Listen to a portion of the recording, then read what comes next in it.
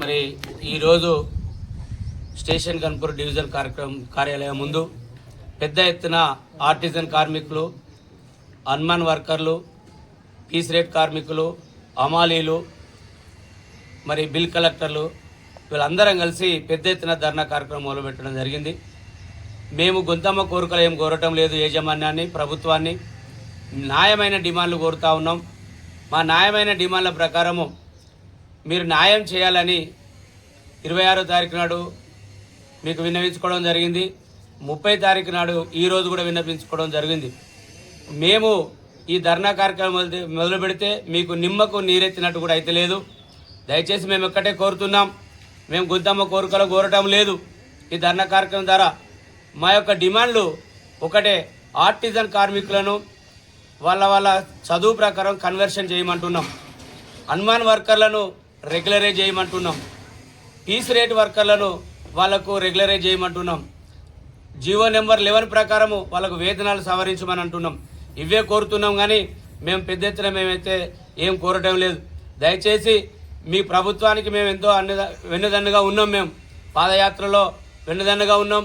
24 గంటల కరెంటు ఇవ్వడంలో ఆర్టిజన్ కార్మికుల పాత్ర ఎంతో ఉన్నది. మేము ప్రజలకు సేవ చేస్తున్నాం, ప్రభుత్వానికి సేవ చేస్తున్నాం. కాబట్టి మమ్మలను వెంటనే ఆదుకోవాలి.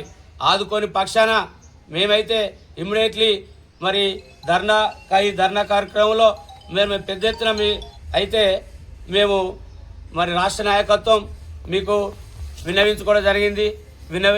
విన్నవించుకునే కార్యక్రమం మీరు మాట ఇవ్వడం జరిగింది. ఆ రోజు పాదయాత్రలో మేము ఆర్టిజన్ కార్మికులను రెగ్యులరేషన్ చేస్తున్నాం అని చెప్పిళ్ళు. దయచేసి ప్రభుత్వాన్ని కోరుచున్నాం, మమ్మల్ని ఆదుకోండి. మేము వేరే కార్యక్రమం మొదలు పెట్టక ముందుకే మీరు మమ్మల్ని చర్చలకు పిలవండి. మా నాయకులను పిలిచి మీరు చర్చల ద్వారా మమ్మల్ని సానుకూలంగా స్పందించి మా డిమాండ్లను మీరు నెరవేర్చాలని కోరుచున్నాం. కాని పక్షంలో మరి రాష్ట్ర వ్యాప్తంగా ఈ యొక్క స్తంభించి చీకటి మయమైపోతుంది. ఆర్టిజన్ కార్మికులు 23,000 మంది సబ్ స్టేషన్లో పనిచేస్తున్నాం. మాకు మాత్రం న్యాయమైన డిమాండ్ రాకపోతే మాత్రం పెద్ద ఎత్తున ధర్నా కార్యక్రమం మొదలు పెట్టడం జరుగుతుంది. లేకుంటే చీకటి మయమైపోతుంది. ఎక్కడ సబ్ స్టేషన్లు అక్కడ బంద్ చేసి మేమైతే ఉండడం జరుగుతుంది. దాని ధర్నా కార్యక్రమం ద్వారా మీకు హెచ్చరిస్తున్నాం. అన్మ్యాన్ డిస్ట్రిబ్యూషన్ వర్కర్గా ఈ తెలంగాణ రాష్ట్ర విద్యుత్ సంస్థ టీఎస్ ఎన్పిడిసిఎల్లో పనిచేస్తూ ఉన్నాను. తెలంగాణ రాష్ట్రంలో టీఎస్ ఎన్పిడిసిఎల్ అలాగే టీఎస్ ఎస్పిడిసిఎల్ అనే 2 డిస్కామ్లు ఉన్నాయి. టీఎస్ ఎస్పిడిసిఎల్ డిస్కామ్లో మాలాగే పోలెక్కి పనిచేసే కార్మికులను ఆర్టిజన్స్గా అప్పటి ప్రభుత్వం కేసీఆర్ గారు ఉన్నప్పుడే గుర్తించడం జరిగింది. కానీ దురదృష్టం ఏంటంటే టీఎస్ ఎన్పిడిసిఎల్లో అన్మ్యాన్ కార్మికులను ఆర్టిజన్స్గా గుర్తించలేదు.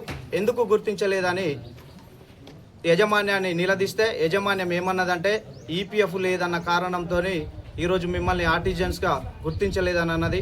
యాజమాన్యానికి నేను ఒకటే హెచ్చరిస్తా ఉన్నాను, ఒక కార్మికునికి ఆ సంస్థలో పనిచేసే అవకాశం ఇచ్చినప్పుడు ఆ సంస్థనే ఆ కార్మికుని యొక్క ఈపీఎఫ్ ఈఎస్ఐ కట్టుకోవాల్సిన బాధ్యత ఉన్నది. కాబట్టి మీరు చేసిన తప్పు వల్ల ఈరోజు కార్మికులు నష్టపోతూ ఉన్నారు. ఇప్పటికైనా యాజమాన్యం కనువిప్పు చేసి అన్మ్యాన్ కార్మికులను ఈ సంస్థలో రెగ్యులరైజ్ చేసుకుంటూ విలీనం చేసుకోవాలని ఆర్టిజన్స్ అలాగే అన్మ్యాన్ డిస్ట్రిబ్యూషన్ వర్కర్లు ఈ 2 కేటగిరీ వర్కర్లు టీజాగా ఏర్పడి దఫాలుగా మెమండలో యాజమాన్యానికి ఇచ్చినా కూడా యాజమాన్యం ఏం స్పందించలేదు. 26వ తారీఖు అలాగే ఈరోజు 30వ తారీఖు డివిజన్ ఆఫీసులలో ధర్నా కార్యక్రమం చేపట్టడం జరిగింది రాష్ట్ర నాయకత్వం పిలుపు మేరకు. అయినా కూడా యాజమాన్యం నిమ్మకు నీరెత్తినట్టుగా మొండి వైఖరిగా ఉన్నది. రేపు 2వ తారీఖు జనగామ జిల్లా ఈ తెలంగాణ రాష్ట్రంలో ఉన్న ప్రతి సర్కిల్ ఆఫీసులలో ధర్నా కార్యక్రమంతో పాటు వంటవార్పు కార్యక్రమం ఉంటుంది. ఈ కార్యక్రమం కాకముందుకే యాజమాన్యం రాష్ట్ర నాయకత్వాన్ని పిలిచి మా న్యాయమైన డిమాండ్లు పరిష్కరించాలని నేను కోరుతా ఉన్నా. డిమాండ్లు ఏమీ లేవు. ఆర్టిజన్స్ కార్మికులను వాళ్ళ విద్యార్హతను బట్టి కన్వర్షన్ చేయమనేది ఒకటి ప్రధాన డిమాండ్. రెండవది అన్మ్యాన్డ్ కార్మికులను రెగ్యులరైజ్ చేసుకుంటూ ఈ సంస్థలో విలీనం చేసుకోవాలనే ఈ 2 ప్రధాన డిమాండ్ల మీదనే మేము సమ్మె చేయని కూడా రాష్ట్ర ప్రభుత్వానికి ఈ యాజమాన్యానికి నోటీస్ ఇవ్వడం జరిగింది. యాజమాన్యము ఈ రాష్ట్ర ప్రభుత్వం కనుక మా సమస్యను పరిష్కరించకపోతే 8వ తారీఖు నుంచి మహాధర్నా 8వ తారీఖు నుంచి సమ్మె కార్యక్రమం ఉంది. ఈ రాష్ట్రాన్ని అంధకారంలో చేయడంలో ఆర్టిజన్స్ అన్మ్యాన్డ్ కార్మికులు కీలక పాత్ర పోషిస్తారు. ఇది ప్రభుత్వానికి ఈ యాజమాన్యానికి మంచిది కాదు. ఎందుకంటే వచ్చేది ఎండాకాలం కాబట్టి ప్రజలు ఇబ్బంది పడతారు. ఇప్పటికైనా యాజమాన్యం రాష్ట్ర నాయకత్వాన్ని పిలిచి మా న్యాయమైన డిమాండ్లు పరిష్కరించాలని ఈ మీడియా ద్వారా నేను కోరుతా ఉన్నాను.